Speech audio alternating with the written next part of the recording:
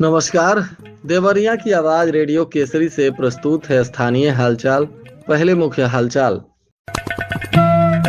डकैती और लूट के मामले में आधा दर्जन आरोपियों को पुलिस ने किया गिरफ्तार। दुबई में फंसे अपने 2 बेटों से बात करने के बाद मां को आया हार्ट अटैक, हो गई मौत। शिक्षक आत्महत्या के मामले में एक और लिपिक को किया गया निलंबित। बदमाशों ने सरेआम दौड़ाकर गैस एजेंसी के कर्मचारी को मारा चाकू। और अब तक नहीं पकड़ा गया दुष्कर्म का आरोपी टीटीई। स्थानीय हालचाल के इस अंक के साथ मैं अनिकेत मिश्र। अब हालचाल विस्तार से।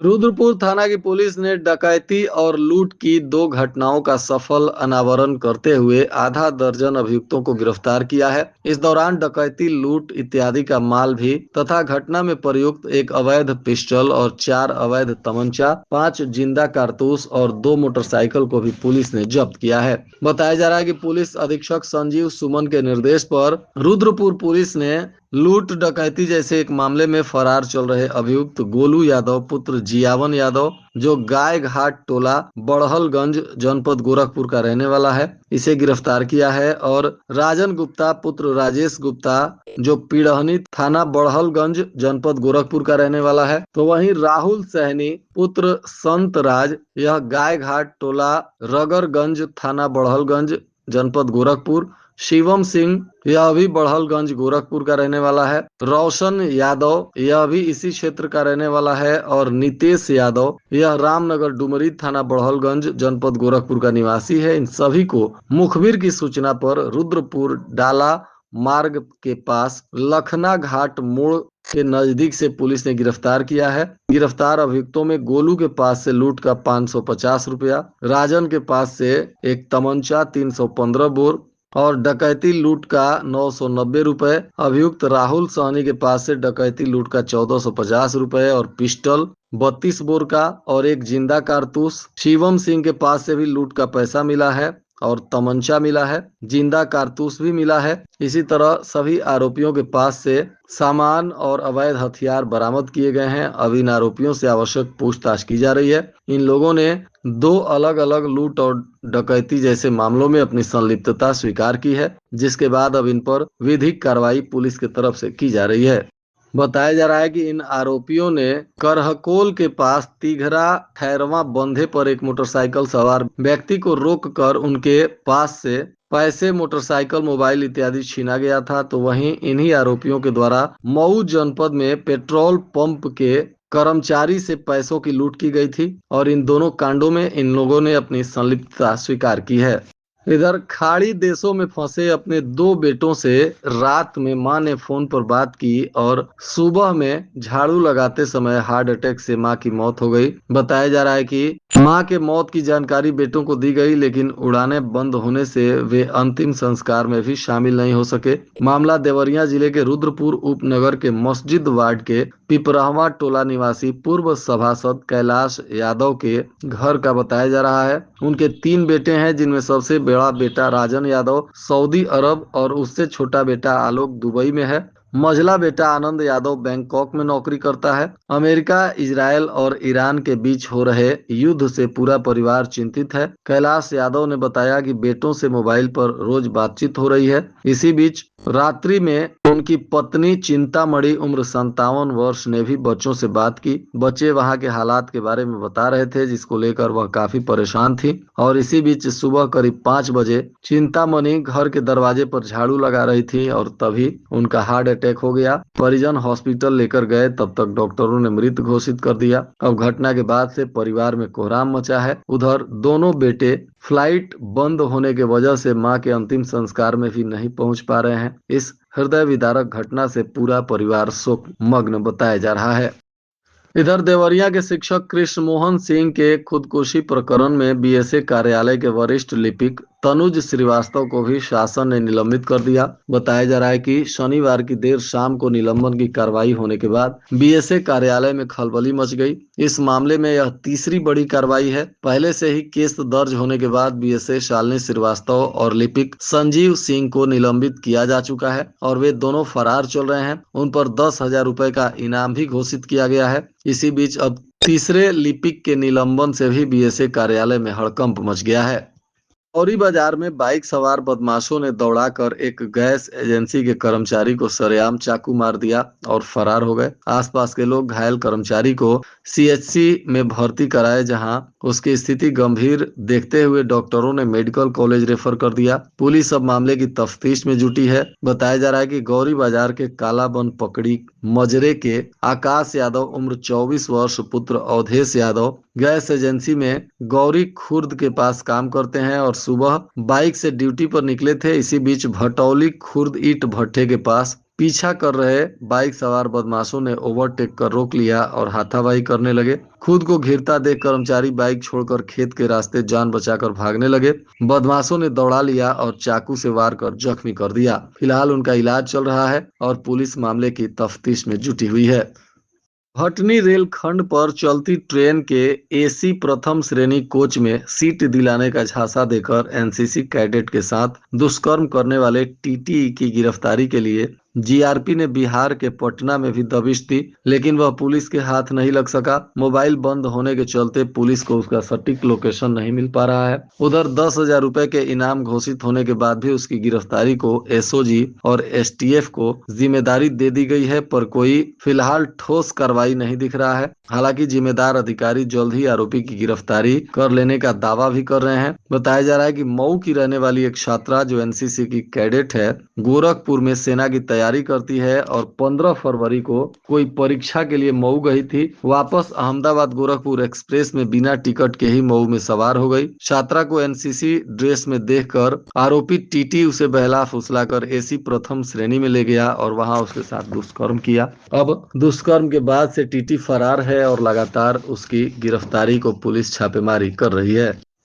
इधर पुलिस अधीक्षक संजीव सुमन के द्वारा गुमशुदा, भूले, अपहरित और अपहृता की बरामदगी के लिए चलाए जा रहे अभियान में पुलिस ने कोतवाली जनपद देवरिया से एक बालक को बरामद किया है जो कुछ दिनों से भूला हुआ था। बताया जा रहा है कि यह बालक फैजान अंसारी पुत्र समीर अंसारी उम्र लगभग 6 वर्ष है, जो 2 वर्ष पहले से गुमशुदा था। आज पुलिस ने इसे बरामद किया है और अब सकुशल परिजनों को सौंपा जा रहा है।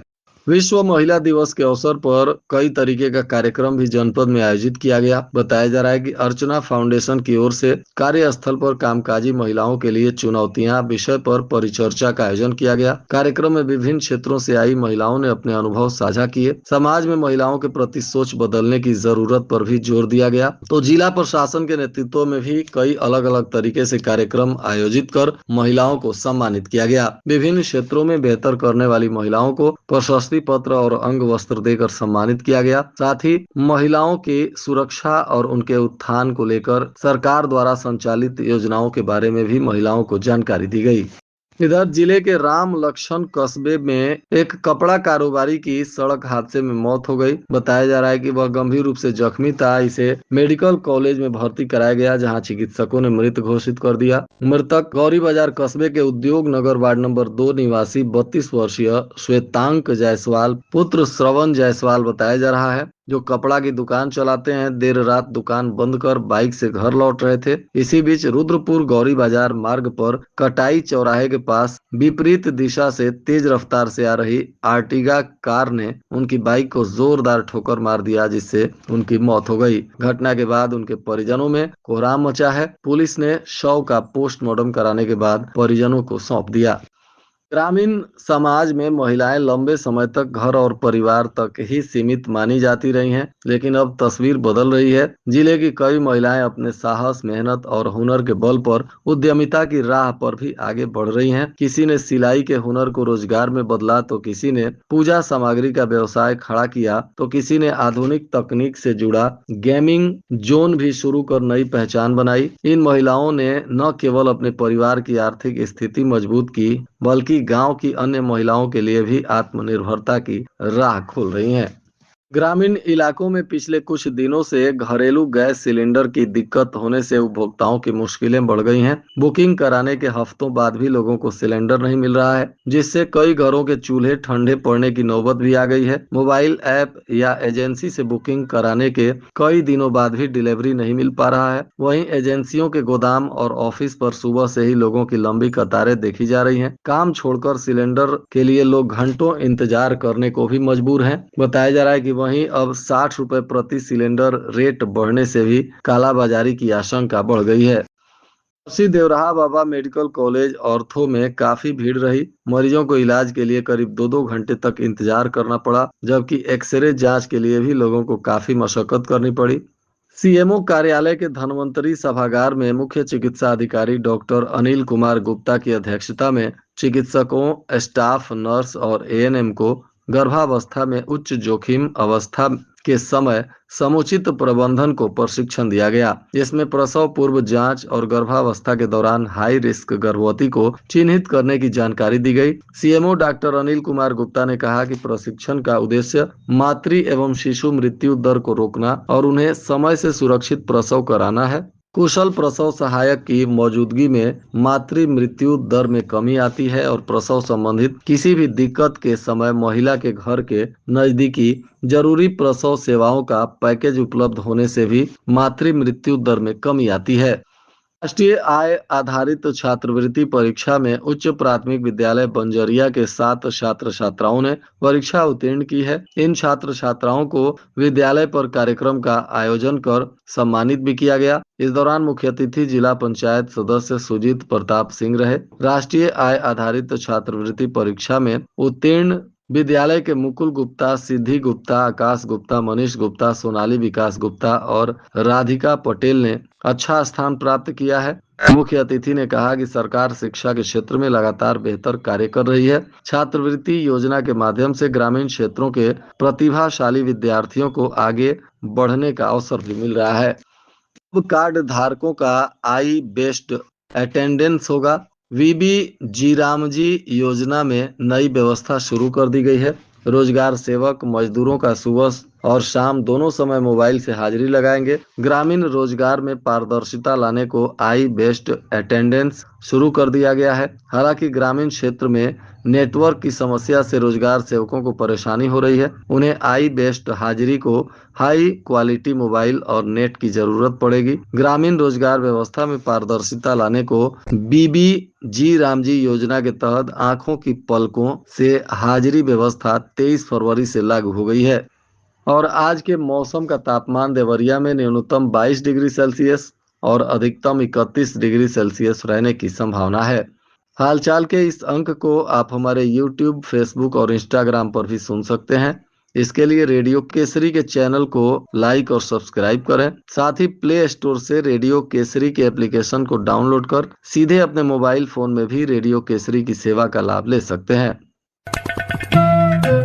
अंत में मुख्य हालचाल एक बार फिर। डकैती और लूट के मामले में आधा दर्जन आरोपियों को पुलिस ने किया गिरफ्तार। दुबई में फंसे अपने 2 बेटों से बात करने के बाद मां को आया हार्ट अटैक, हो गई मौत। शिक्षक आत्महत्या के मामले में एक और लिपिक को किया गया निलंबित। बदमाशों ने सरेआम दौड़ाकर गैस एजेंसी के कर्मचारी को मारा चाकू।